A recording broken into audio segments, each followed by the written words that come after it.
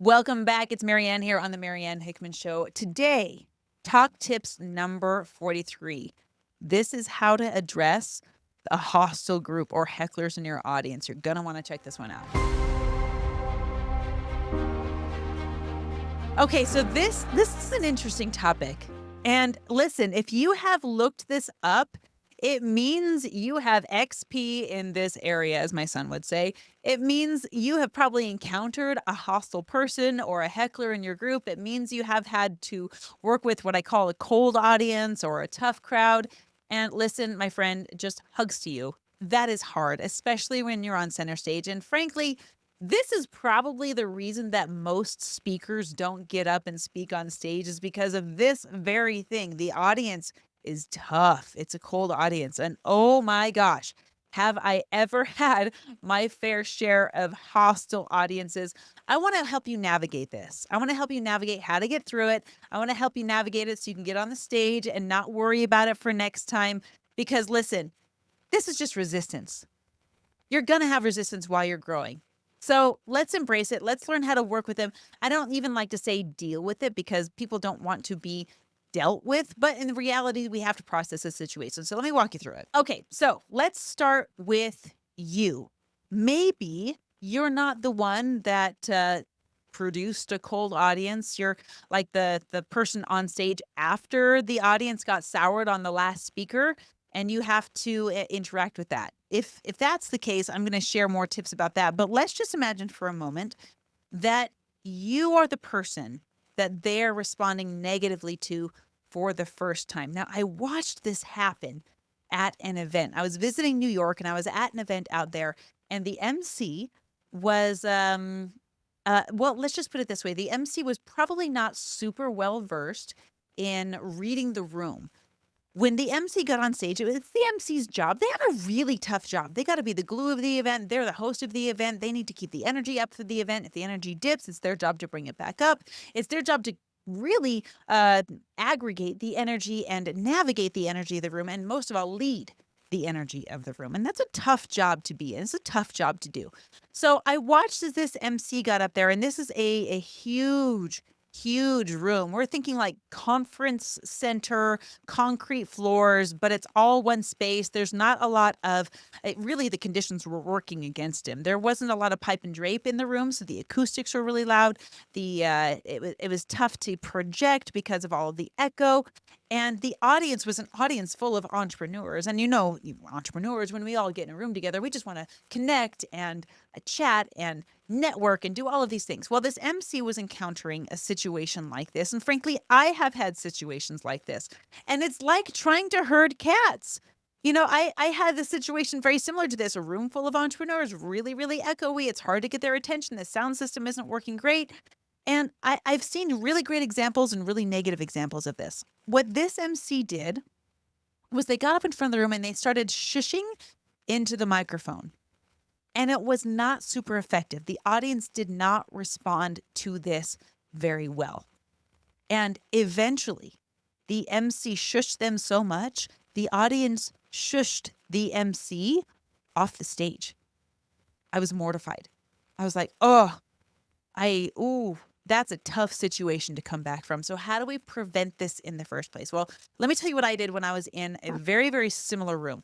And what's funny is this room full of entrepreneurs I was in, very rowdy group. It was almost exactly like the room full of kids I was with when I was teaching music to 3 to 8 years old. I used to do this every Sunday.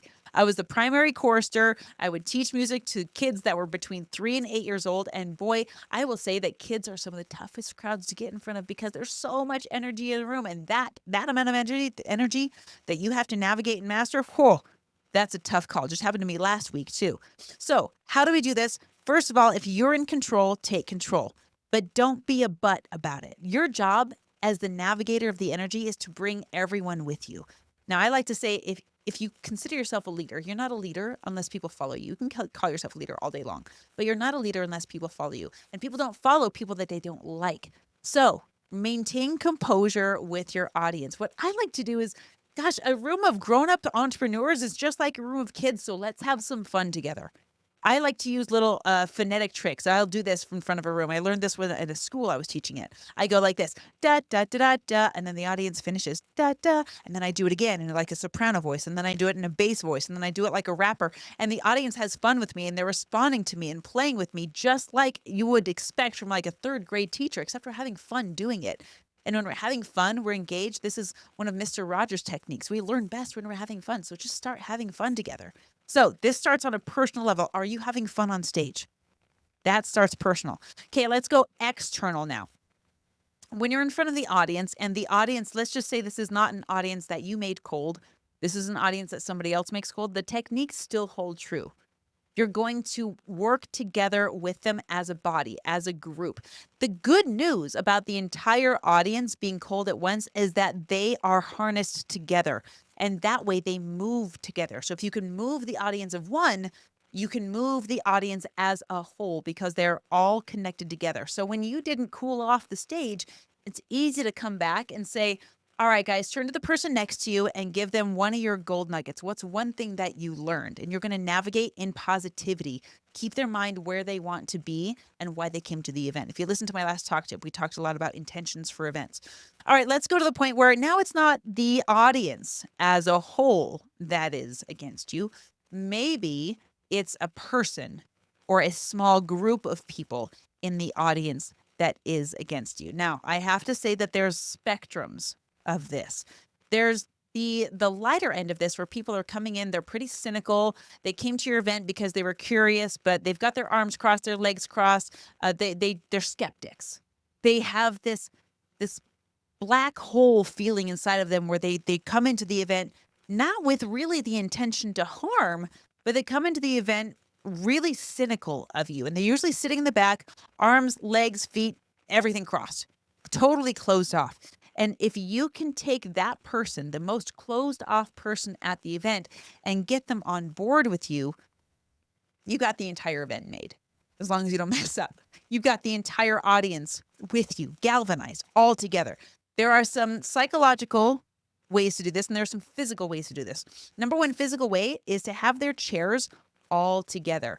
This helps you manage the energy of the room. All the chairs should be touching one another, just beyond the comfort zone. And then beyond that, you want to have no empty chairs in the back. So let's just say, for example, you have 1,000 people coming registered for your event. Now, if you know your show rates, let's just say you have a 70% show rate to your events. You have 700 chairs in the room, 1,000 people registered, 700. Now, these 700 chairs, I'm going to take out 10% of them, because I want people to be pushed to the front of the room. I'm going to have my ushers pushed to the front of the room so that there's no empty gaps in front of me as a speaker and that every seat is full. So when the ushers are pushing people to the front, that's their job. And then if you need more chairs, it looks really good to the audience to put some out rather than take some down. So always have slightly fewer chairs than you think you're going to need. That's going to give the perception of a very, very full room, and it's going to engage people because they will feel like a chair has been placed for them rather than them taking an empty seat. Then, coupled with you getting on stage, you're going to want to tell the audience to move forward. If the MC hasn't done this already, I tell my audience, if there's an empty chair in front of you, get up and take it.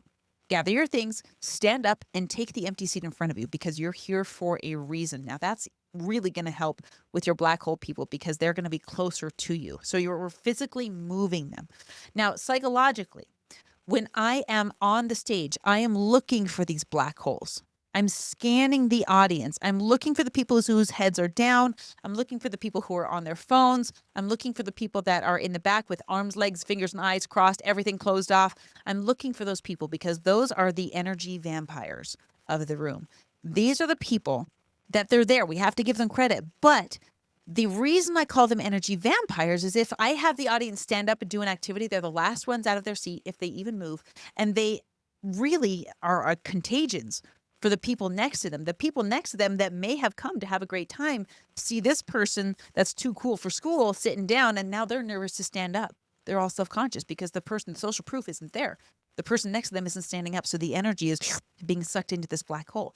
When I find these people, as a speaker, I'm getting off the stage, I'm walking around, I'm talking to the audience, and I'm going in and standing next to them. I'm getting in their bubble. I'm getting in their space. I'm letting them know that they're seen and that they're safe and that they're well taken care of. When I'm on stage, I lock eyes with them until they look up at me. And when they look up at me, their phone goes away and now we're talking one-on-one. Now, if your audience is a little, maybe audience members, I should say, are a little more hostile. Maybe it's during a Q&A session and they stand up with a question just to make you uncomfortable. The rest of your audience is going to watch and observe and make judgment calls based on your response. How do you respond when you are triggered, especially in front of an audience? This is something you must prepare for before you take the stage, because the bigger you get, the more influential you get, the more stages you get on. I hate to say it, but the more enemies you're going to make, especially if you're willing to stand for something important. People will disagree with you. You have to expect that. And sometimes those people like to disagree in public, and that's okay. My job as a speaker, when someone encounters or comes into my audience and airspace that way, my job as a speaker is to show up with so much love, so much compassion, so much care that it dissolves any hatred or animosity. That's my goal. That should be your goal as a speaker. Show up with so much love, compassion, and care and gratitude. And not veiled gratitude, because you and I can tell the difference. We can spot it. But true gratitude that that person is there. And they're going to try and throw crazy questions at you. They're going to try and throw crazy stuff at you, and it's going to take some practice. It's going to take some running through those scenarios in your head and say, what are you going to say if? What are you going to say if this? And your job is to respond with grace and poise. The antecedent to that is living your life in such a way that you can't be embarrassed. Let me give you an example. I once peed my pants on stage. Full loss of the bladder. I had a full quart of liquid before I got on stage. Then I did 100 jumping jacks. And when I peed my pants on stage as a fully grown woman, I got to tell you, I was mortified in the moment. I was just praying that nobody saw. I was like, oh my gosh, are my jeans dark enough to conceal this wet stain that won't stop growing because it's all coming out. I have no control. And in that moment, I was so terrified. I was like, oh my gosh, the whole audience is going to know. They're going to think I'm incontinent, blah, blah, blah, blah, blah. And all these, stage fright, selfish thoughts came into my mind of what if, me. And guys, now I tell that story all the time. I'm telling you that story, even though you probably weren't there that day. And if you were, you probably didn't even know. And if you did, it was not funny. Live your life in a way where you can own your mistakes. Live your life in a way where you can say, yeah, I did do that. And here's what I learned. Yes, thank you for pointing that out. And here's what I learned. That's one of the best ways you can respond to a heckler. Now, if your hecklers are going nutso and they're rushing the stage, it's probably because you've grown to the point where you probably should have security on staff with you. So have them help you out. But guys, the whole point of this is to respond with love and care for your audience, because here's the thing. Healed people don't hurt people. Healed people healed people. Hurt people hurt people. The reason they're lashing out is because something's hurting. And if we can see that and understand it for what it is, then it's not about us. It's about how can we help them. I want to hear your stories in the comments. What did you do when you encountered a hostile person or a hostile room, and how did it go? Thank you for watching today. Thank you for being here. Remember to hit the subscribe button if you're wanting to learn how to take more stages and how to grow your business from stage. And I'll see you in the next episode. Marianne Hickman here again. Listen, I hope super helpful for you. Maybe you learned something new. Share with me in the comments what was valuable. Or if you have this whole separate question like, hey, I wanted to know about this. I wanted to know about stage fright. I want to know how about my presentation on stage. I want to know about how to dress on stage. Anything that you want to know that's relevant to growing your business through stages, put the questions. Because guess what? I go through and answer all of those personally. That's not an agency or a VA. That's me going through and looking at your questions, because you are who I am here for. So last thing is, I want you to get this database if you haven't gotten it already. Now, I've got thousands of downloads on this thing, so maybe you've got it, but if not, make sure you go to mariannehickman.com/database. What that's going to do is take you to a page. You're going to input all of your information. We're going to send the database to you. You're going to request access to it. I keep it locked down so I can make sure I get it to just the right people. And you're going to request access. And then once you have that, you're going to go through and apply to podcasts that have the topic that you'd be an expert speaking on. Here's the thing.